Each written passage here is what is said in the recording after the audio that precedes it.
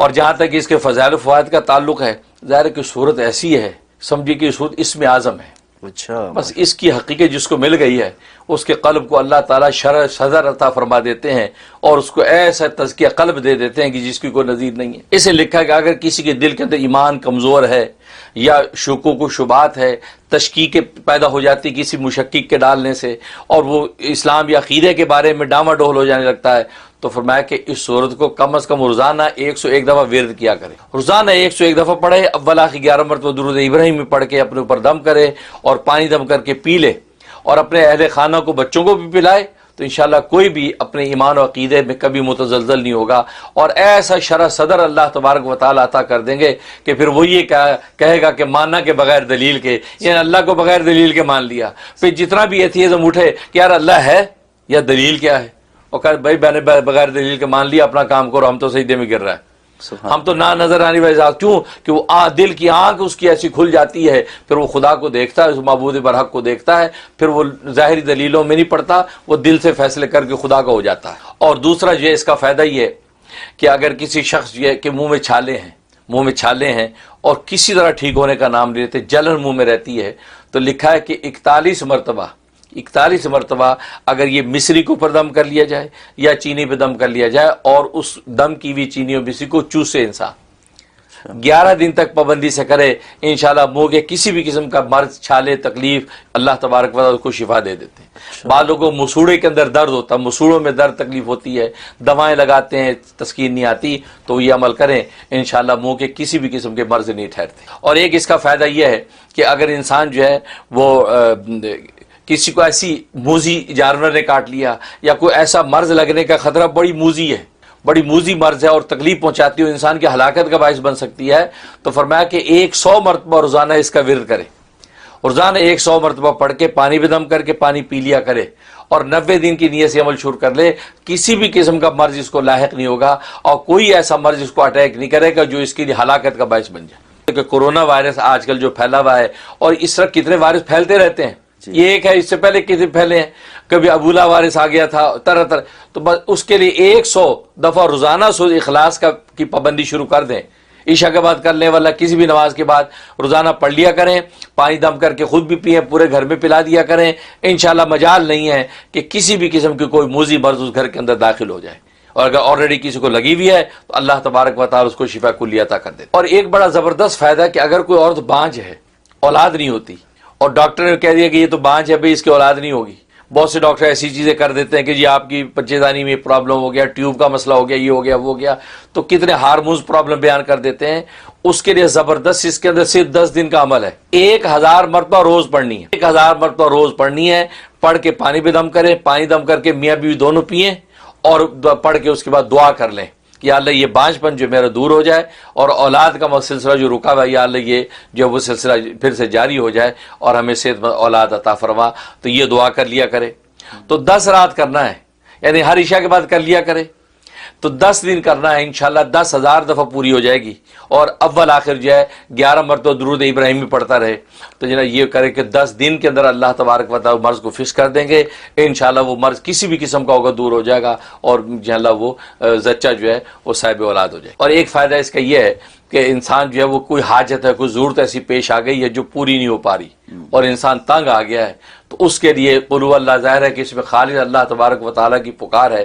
یہ قل هو اللہ جو ہے روزانہ 71 ٹائم پڑھنا ہے، 71 مرتبہ کسی بھی نماز کے بعد پڑھیں، اول آخری 11 مرتبہ درود شریف کے ساتھ، اور اللہ سے حاجت مانگتے رہیں. اور 71 دن ہی عمل کرنا ہے، 71 دن ہی عمل کرنا ہے. انشاءاللہ زبردست اس کے اندر تاثیر ہے، اللہ تبارک و تعالیٰ غیب سے اس کے لیے فیصلے فرما دیں گے، راحت اور کامیابی. اور ایک فائدہ قیدی کے لیے، اگر کسی کا کوئی بے گناہ قیدی گرفتار ہوا ہے یا خود قیدی قید کے اندر وہ پڑھنا چاہتا ہے، تو روزانہ 1000 مرتبہ اس کا ورد کرے، اول آخر 11 مرتبہ درود شریف کے ساتھ. انشاءاللہ اللہ تبارک و تعالیٰ ایسے حالات بنا دیں گے کہ قیدی باعزت بری ہو جائے گا. بس یہ اگر واقعی گناہ گار مجرم ہے تو سچی توبہ اللہ سے کرے، سچی توبہ کرے، اور یہ کرتا رہے. اللہ تبارک و تعالیٰ کے ہاں جب توبہ قبول ہو گئی تو دنیا میں اللہ اس کی رہائی کے اسباب پیدا کر دیں گے، اور پھر نکل کے خدا کا بندہ بن کے رہے. تو گویا کہ دیکھو مثبت اور منفی دونوں پہلو زراعت میں بھی ہیں. ملازمت کا عمل ہے، ملازمت میں ہو سکتا ہے عزت ملے، ہو سکتا ہے عزل کا شکار ہو، عزت ملے کا مطلب اس میں پروموشن ہو رہی ہے، اس کی تنخواہ بڑھ رہی ہے، اس کی مراد بڑھ رہی ہیں، اس کو جو ہے وہ الاؤنس مل رہے ہیں۔ اور نیگیٹو پہلو یہ ہے کہ ہو سکتا ہے اس کو عزل یعنی اس کی نوکری ختم ہو جائے اور اس کی نوکری آگے چل نہ پائے، دونوں پہلو ہیں۔ اسی طریقے سے پڑھنے پڑھانے کا جو عمل ہے، ایک اسٹوڈنٹ جب پڑھتا ہے، امتحان دیتا ہے تو پازیٹیو پہلو کو ہو سکتا ہے سکسیس ہو جائے اور وہ پاس ہو جائے اچھے اور نمایاں نمبروں سے، وہ اپنے ٹارگٹ کو حاصل کر لے۔ ہو سکتا ہے وہ فیل ہو جائے اور اس ٹارگٹ کو حاصل نہ کر پائے۔ تو گویا کہ دنیا کی زندگی کے جتنے بھی پہلو آپ کو نظر آتے ہیں، ہر ایک میں دونوں کو دونوں چیزیں نظر آئیں گی۔ اس میں پازیٹیو پہلو بھی نظر آئے گا، نیگیٹو پہلو بھی نظر آئے گا۔ اس کے باوجود انسان ہر کام پر خوب محنت کرتا ہے، پوری تندہی کے ساتھ لگا رہتا ہے۔ تجارت کرتا ہے تو شب و روز اس کے لیے وقف کر دیتا ہے، ملازمت کرتا ہے تو شب و روز پابندی اس کی کرتا ہے، زراعت کرتا ہے تو شب و روز اس کی کھیتی باڑی کے اندر اپنی جان جوکھوں میں ڈال دیتا ہے۔ حالانکہ اس کے اندر دونوں کے دونوں امیدیں ہیں، امید سے اس کو پروفٹ بھی ہو سکتا ہے، نقصان بھی ہو سکتا ہے۔ اس کے باوجود ایسے مشتبہ عمل کے اندر، محتمہ عمل کے اندر انسان پوری محنت صرف کرتا ہے، پوری توجہ دیتا ہے، کسی وقت بھی اپنے کام سے غافل نہیں ہوتا۔ اسی طرح ایک اسٹوڈنٹ ہے جب پڑھنے بیٹھتا ہے تو دونوں کی دونوں چیزیں سامنے ہیں، اس کے باوجود وہ محنت کرتا ہے، کوشش کرتا ہے کہ میں پاس ہو جاؤں۔ تو گویا کہ دنیا کے اندر سارے کے سارے وہ امور کہ جس کے اندر دونوں کے دونوں پہلو ہیں، پازیٹیو نیگیٹو دونوں کے دونوں امکانات موجود ہیں، لیکن انسان اپنی جان جوکھوں میں ڈال کے اس کے لیے محنت کرتا ہے، اس پر توجہ کرتا ہے، اپنی ساری توجہ کے فوکس اس پر رکھ دیتا ہے کہ مجھے یہ منزل حاصل کرنی ہے۔ لیکن ایک عمل ایسا ہے کہ جس کے اندر صرف ایک ہی پہلو ہے، اس میں دوسرا پہلو ہی نہیں ہے، اور اتنا اٹل اور حقیقی وہ ایک عمل ہے، ایک اٹل حقیقت ہے کہ اس کے اندر دوسرا کوئی پہلو نہیں ہے، ایک ہی پہلو ہے۔ اس کے باوجود انسان سب سے زیادہ غافل اگر ہے تو اسی امر سے غافل ہے، اور اس امر کو موت کہتے ہیں۔ موت کہتے ہیں۔ موت ایک ایسی اٹل حقیقت ہے، ایک ایسا اٹل عمل ہے دنیا کے اندر جو ظاہر ہوتا ہے کہ جس کے اندر کوئی دوسرا پہلو نہیں، ایک ہی پہلو کہ انسان نے مرنا ہے بس۔ موت کے اندر عدم موت کا کوئی تصور نہیں ہے کہ انسان یہ سوچے کہ میں جو مروں گا نہیں، میں اگر یہ کھاتا رہوں تو مروں گا نہیں، میں یہ پیتا رہوں مروں گا نہیں، میں یوں جم کرتا رہوں مروں گا نہیں، میں یوں پہلوان بن جو مروں گا نہیں۔ مرنا سب نے ہے، کوئی نہیں بچنے والا۔ اس میں صرف ایک ہی پہلو ہے کہ موت ہے، اور اس کا ٹائم مقرر ہے۔ وہ اٹل حقیقت ادھر سے ادھر ہو نہیں سکتی ہے۔ اتنا اٹل و حقیقی امر جو دنیا کے اندر اللہ تبارک و تعالی رکھا، جس کے اندر کسی قسم کا کوئی شک و شبہ نہیں، کسی انسان کو اس کے اندر تردد نہیں ہے۔ یہاں تک کہ لوگوں نے توحید کا انکار کر دیا کہ اللہ ایک ہے یا نہیں، لوگوں نے کہا نہیں، اللہ ایک نہیں ہے، اللہ کے ساتھ شریک ٹھہرا لیے۔ توحید کے اندر بھی لوگوں نے شرک پیدا کر لیا، اس کا بھی انکار کیا، اللہ کی کتاب اور قرآن کا بھی انکار کیا، اس کے اندر بھی نکالا نہیں یار یہ سچی کتاب نہیں، جھوٹی کتاب۔ کیونکہ ہر چیز کے اندر، یہاں تک کہ انسان کے ایک ایک عمل کے اندر آپ کو نظر آئے گا کہ لوگوں نے دونوں پہلو نکالے، یہاں تک کہ آخرت کے تصور میں بھی دونوں پہلو پیدا کر لیے کہ نہیں جی عقیدہ معاد کچھ نہیں ہوگا، مرنے کے بعد زندہ نہیں ہونا، جو مر گیا ختم ہو گئے۔ اس لیے کہتے ہیں بابر بیش کوش عالم دوبارہ نیست، بابر دنیا میں مزے اڑا لو، یہ عالم دوبارہ بننے والا نہیں ہے۔ تو گویا کہ عقیدہ معاد کے اندر بھی لوگوں نے شبہات نکالے، قرآن کریم میں بھی شبہات نکالے، توحید کے عقیدے میں شبہات نکالے، نبیوں کے نبوت کا بھی انکار کیا، معجزات میں بھی انہوں نے شبہات نکالے۔ لیکن ایک ایسی اٹل حقیقت ہے جس کو موت کہتے ہیں، جس کا انکار دنیا کا کوئی انسان، دنیا کی کوئی سوسائٹی، دنیا کا کوئی معاشرہ اس کا انکار نہیں کر سکا۔ دنیا کی ہر سوسائٹی، دنیا کی ہر قوم اس کو مانتی ہے کہ ہاں موت ہے، موت آنی ہے، مرنا ہے، ہر بندہ مانتا ہے۔ اس کا مطلب ہے کہ یہ اتنا اٹل و حقیقی پہلو کہ اس کے بارے میں انسان اتنا ہی زیادہ غافل ہے۔ یعنی جو ایسے پہلو ہے کہ جس میں سب دونوں امکانات موجود، اس پر ہماری ساری محنت صرف ہے، لیکن جو اتنا اٹل و حقیقی امر ہے کہ جو ہونا ہی ہونا ہے، اس موت کے لیے کوئی تیاری نہیں ہے، اس موت پر کوئی تصور نہیں ہے۔ اگر زندہ چلتا پھرتا ہے تو سمجھتا ہے مجھے موت آنی نہیں، مجھے شاید مرنا ہی نہیں۔ اس لیے عجیب بات یہ ہے کہ یہ ایک ایسا امر ہے موت کا، اس میں تذکیر قولی کا بھی اثر نہیں ہوتا، تذکیر فعلی کا بھی اثر نہیں ہوتا. تذکیر قولی کا مطلب آپ کسی کو موج یاد دلائیں کہ یار بس کو یار مرنا نہیں ہے، مرنا نہیں ہے. وہ کہتے بھائی جب دیکھیں گے مرنا ہے تو چھوڑو، لگے ہوئے. معصیت ہے، گناہ ہے، خدا کا انکار ہے، بغاوت ہے، نبوت کی نفی ہے، سب چیزیں کر رہے ہو کہ یا مرنا ہے اور یار چھوڑو یار کیا مرنے کی باتیں کرتے. تو گویا کہ اب نصیحت ان کو کرے تذکیر قولی، اس کا بھی اثر نہیں ہوتا، اور تذکیر فعلی کا بھی اثر نہیں ہوتا. فعلی کا مطلب ہے کہ آنکھوں سے دیکھتے مردے مر رہے ہیں اور مرے ہو کو جنازہ اٹھا اٹھا کے قبروں میں دفنا رہے ہیں، اپنے ہاتھوں سے مٹی بھر رہے ہیں. کئی ابا کا جنازہ دفنا دیا، کئی چاچا کا دفنا دیا، کئی پہلوانوں کو دفنا دیا، کئی صدروں کو دفنا دیا، کئی پرائم منسٹروں کو دفنا دیا، کئی بادشاہوں کو دفنا دیا، ہاتھوں سے دفنایا ہے. اس کے باوجود اس کا اثر نہیں لیتے. واپس جب جنازہ پڑھ کے نکلتے ہیں، قبرستان سے نکلتے ہیں تو مٹی جھاڑ کے ہنستے کھیلتے نظر آتے ہیں. سب بھول گئے. گویا کہ عملاً جو کچھ ہوتا نظر آتا ہے، صبح شام جنازے دفناتے اس کا بھی طبیعت پہ اثر نہیں لیتے. ہاں وقتی تھوڑا سا منہ بنا لیا، افسوس کر لیا، ختم ہو گئی اس کے بعد. اس لیے ہارون رشید بادشاہ کا ایک بیٹا تھا جو اللہ والا بن گیا تھا، اسے بادشاہ چھوڑ دی تھی، فقیری اختیار کر لی تھی. بلکہ ایک مرتبہ ہارون رشید اپنے دربار میں بیٹھا تھا، اس کے باقی شہزادے سجے بنے شاہی لباسوں میں اور شہزادوں کے تاج پہن کے بیٹھے ہیں، اور وہ درویش مسکین وہ ایک طرف بیٹھا ہے، سادہ لباس پہنا ہوا ہے، کوئی شاہی تاج نہیں، اپنی عبادت و زہد میں لگا رہتا تھا. اب وقت کے بادشاہ مہمان جمع ہیں تو آپس میں باتیں کرنے لگے کہ یار ہارون رشید اپنے اس بیٹے کا خیال نہیں کرتا. یہ دیکھو یہ بیٹے جیسے سجے بنے بیٹھے ہیں، شہزادے بن کے بیٹھے ہیں، اور یہ بیٹا دیکھو بالکل مسکین فقیر، اس کا لباس دیکھو، اس کا سر کا امامہ دیکھو، اس کی چپلیں دیکھو. یہ بادشاہ نے اس کو بالکل ستیلے پن کی طرح رکھا ہوا ہے. بادشاہ لگتا ہے اس کا کیئر نہیں کرتا، یا اس کا سگا بیٹا ہے یا ستیلا بیٹا ہے. یہ باتیں چیم گوئیاں. تو بادشاہ کے کان میں بات پڑی تو بادشاہ نے اپنے بیٹے کو بلایا، کہا کہ بیٹا دیکھ آج میں ان بادشاہوں کے سامنے رسوا ہو رہا ہوں. تو نے جو اپنا حلیہ بنا رکھا ہے، اب آپ اپنے بھائیوں کی طرح اچھا شاہی لباس پہن، شاہی تاج پہن کے بیٹھ، اور تو اس حلیے میں بیٹھا ہے تو مجھے شرمندگی ہو رہی ہے اور یہ لوگ میرے بارے میں منفی باتیں کر رہے ہیں. تو نے آج مجھے ان بادشاہوں کے سامنے رسوا کر دیا.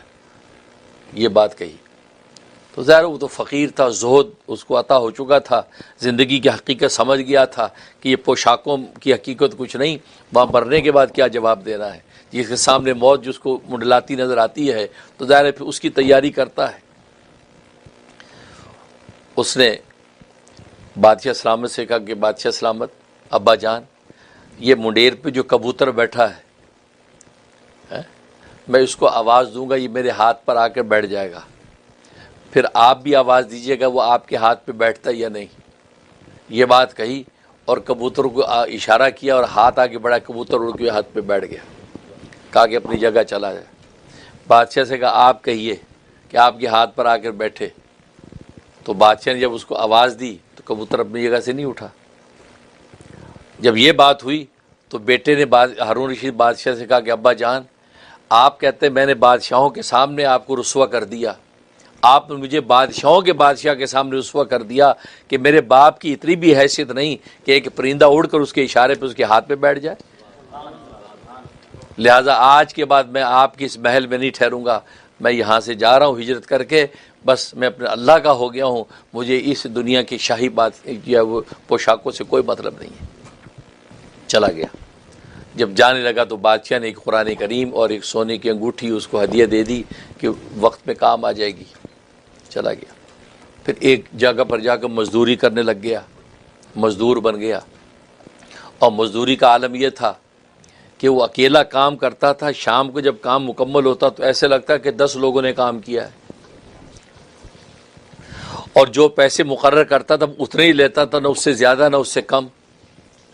ایک دن ایک سیٹھ صاحب کام کے لے گئے ان کو.